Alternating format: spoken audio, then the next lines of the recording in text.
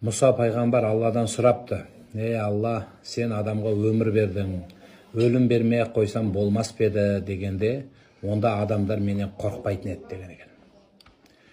Денсаулық бердің, ауру бермей қойсаң не болар еді дегенде, онда пенделерімнің жалынған дауысын ести алмайтын едім депті, ем бер деп. Ал енді жәннетті жаратып, тозақты жаратпай қойсаң болмас па еді дегенде, адамдардың үміті болмай қалатын еді деген.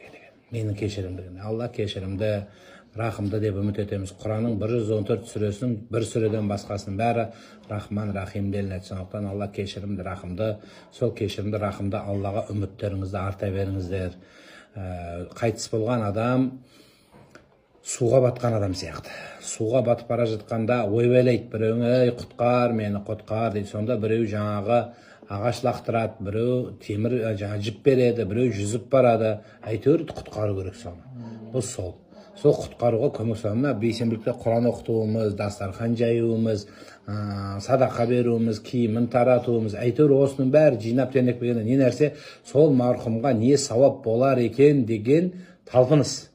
Бірақ сол талпыныстың ішінде кейбіреулер шектен шығып кеткен талпыныстар бар. Ол енді талпыныс емес, ол күнә қалып барады. Жаңағы бидай шашу, от жағу, шырақ жағу деген нәрселердің барлығы ол нәрселер жоқ. Егер арғы дүниесі шырақ болып, шамшырақ болып жанатын десеңіз, артынан намаз оқыңыздар, Құран оқытыңыздар, жақсы өмір сүріңіздер, бір-бірлеріне қарап жәрдем беріп, соның артында қалған балаларын сүйреңіздер.